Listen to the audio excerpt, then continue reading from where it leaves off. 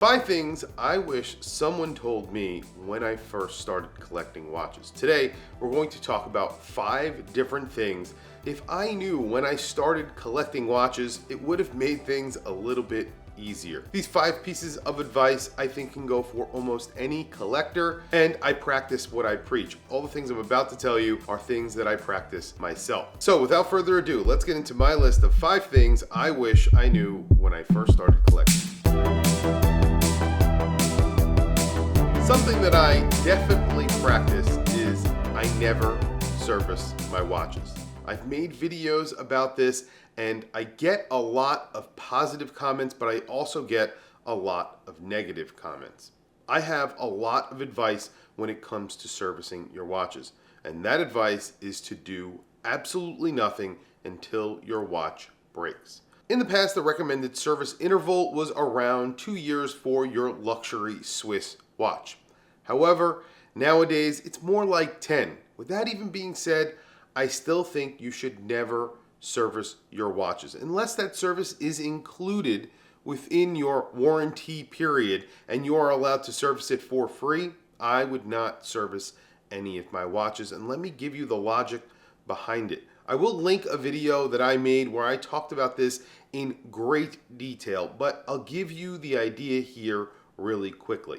If you have a lot of watches in your collection and you rotate those watches on a semi-regular basis, it doesn't matter if you have 5 watches or 100 watches. The watches aren't being used on a very regular basis. Also, most watch collectors are a little bit more delicate with their watches. They know how to treat them. So if you're a watch collector, there's really no reason you should be going to service your watches unless they are no longer telling the time. Now, there are caveats to all of this. As I always say, if you are using your watch as a professional, if you're a diver, most divers don't use mechanical watches anyway, you need to service your watch to make sure that your gaskets are working and you have water resistance. But other than that, professionals, other than them, you really don't need to service your watch on any sort of regular interval. It costs the same no matter what. So if you service your watch 10 years from now or 20 years from now, it's going to cost you the exact same amount of money. They're going to do an overhaul no matter what. I've gone through this process where I've brought watches in to get serviced for minor issues and they want to do a full overhaul and they insist on it. This is very common, especially when you're talking about luxury watches. So you're not saving money by doing smaller regular services, you're just paying more money to keep a watch that would have ran running. And that's the reason why I think you should not service your watches. If you love the watches that I talk about here on my channel, you're really going to love the website that I'm about to tell you about. It's called Wristrebels. Wristrebels is a website that has all of those small micro brands and independent brands that are really hard to find all in one place. Brands like Formex, Awake, Martin Designs, and Squale, and many other brands you won't find anywhere else. Definitely check out Wristrebels at wristrebels.com. Also check out their Instagram at Wristrebels, and if you end up buying something, tell them that Watch Chris sent you. The next thing that I want to say here is, of course, never pay retail. Now, you could go and pay retail. However, most people don't know this, and it surprises me how many people don't know this.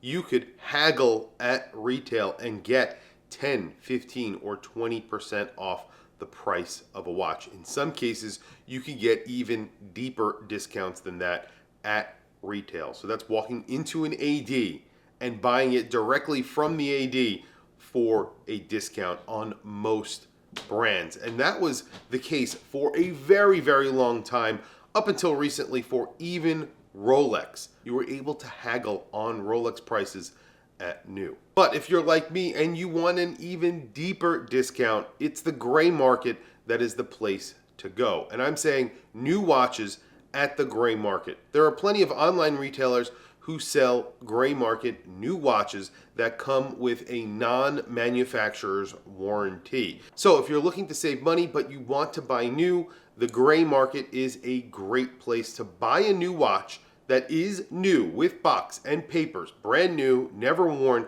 with the stickers on it for a significant discount. However, the absolute best way to buy a watch is used. And there are a lot of gray market dealers who also sell used watches. And a lot of them do recondition these watches to very close to new and almost new in a lot of situations. I've bought a lot of watches that look essentially new. They were reconditioned to essentially new, and those were actually used watches. If you're okay with not being the first person to wear the watch, then you're going to get a significant discount. And again, usually in that 50 to 70% off range. The discounts are very deep when you get to the used market. And here's a little tip that I have. If you really want a watch and it's really, really expensive, if it's cosmetically not perfect, this is like a scratch or dent, they usually sell for an extreme discount. So you can get watches for very good prices if you're okay with some cosmetic damage. I don't always practice this, but if you are a watch collector and you do bang up your watches, eventually they are never going to be perfect. Maybe you want to be the person who puts all those scratches on your watch, but if you're not and you don't care about the scratches on your watches, then buying used with slight imperfections, you can get absolute steals. Next thing is something that maybe someone wouldn't have said to me when I first started collecting, because these watches really didn't exist. Micro brands at this point are almost 95% of what luxury watches are. They are offering the specs and the details and the fit, finish, and quality of luxury watches, but there's one huge difference, and that is price. They are far less expensive, but you are getting really well-made watches. Now, most of the watches do feature a base movement, which is not a bad thing because base movements are extremely reliable and easily replaced or repaired. 30 years ago, when I started collecting, micro brands didn't exist. There were only luxury brands or inexpensive major brands like Seiko, Citizen, Timex, Tissot, brands like those. With the invention of the micro brand, that has sparked competition, and that competition has brought prices to a point where you can buy a watch under $1,000 that gives you so much quality, so much design at this point as well. You're getting a lot of watches with some original designs for very, very good prices. That's why I think micro brands are awesome, and that's why I collect micro brands. I have micro brands in my collection. I also have luxury watches in my collection. But really at this point, the price difference between a luxury watch and a micro brand watch, the justification of that very large price difference is really hard to justify for a lot of people. And a lot of people who can afford luxury watches are now only buying micro brands because they get so much for their money. So definitely check out micro brands because they offer so much value for the money. The next topic is one that I really wish someone said to me when I first started collecting watches. Just because it's iconic or people say it's iconic doesn't mean it's the right watch for you. And I found this out the hard way. And I could name a list of watches right now, and I'll actually list a few. The Hamilton Khaki Field. I bought this watch maybe 2 or 3 times trying to make it work for me, and it never did. The Cartier Santos, a watch that I bought, and when I got it, I really loved it, but it just didn't work for me. For one reason or another, it just wasn't for me, and I ended up selling that watch. The Speedmaster. I love the Speedmaster. I have a Speedmaster Mark II. I have never bought a Speedmaster Professional. Why is that? I can't tell you. I really like them, but maybe they're not for me. Maybe one day I will. I've looked at them so many times, but I've never bought one. And I'm going to say it. Not every G-Shock is amazing. I'm not saying that they are bad watches. They may not be great for me. Just because it's an iconic watch doesn't make it a great watch for you. You need to try these watches for yourself, make your own opinions, and then decide whether or not they are right for you. Like I said, I did this the hard way. There were a lot of watches that I bought that I ended up selling, and I wish I knew that I didn't have to look at all these iconic watches or feel pressure to own iconic watches in the beginning, and you get that from your peers. And that actually brings me to my last point of this video. It's just watches. Stop taking it so seriously. I have a YouTube channel. People absolutely get bent out of shape over watches. I also have a watch club here in New York, and it's expanding out. There are a lot of very passionate people in my club who have very long, drawn-out conversations about watches, which I love, and I love being involved in.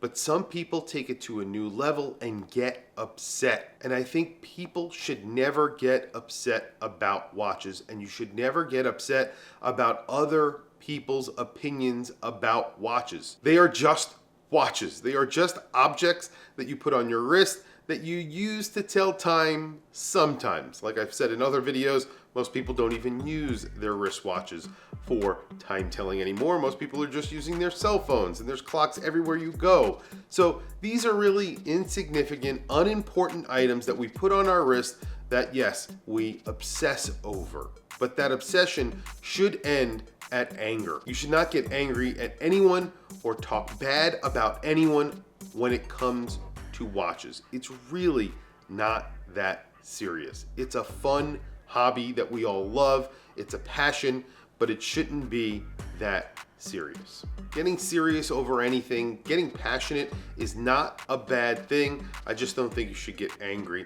Listening to people like me, people who have a voice in the watch community, that could be fun. I don't think it's a bad thing, obviously, because I do it and I listen to other YouTubers and I read articles on watches on a regular basis and I listen to what other people have to say. But in the end, I make my own decisions about watches, and I make those decisions, as you can see from my collection.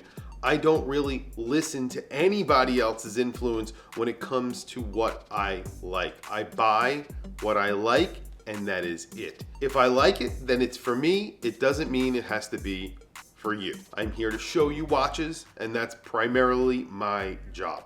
I'm here to show you different watches, and hopefully you guys enjoy that. These are 5 words of advice that I would give to any new watch collector, and really any existing watch collector right now. Tell me down in the comments below, are there any other items that you would have added to this list? I have a few that I could make a part 2 on this video in the future, and I probably will.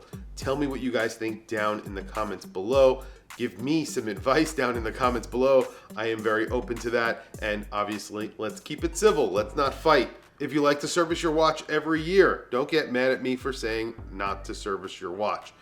It's just my opinion. You don't need to listen to me. Anyway, guys, that's really it. Thank you for logging on. Thank you for watching this video.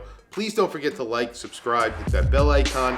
It is super helpful to the channel, and I very much appreciate it.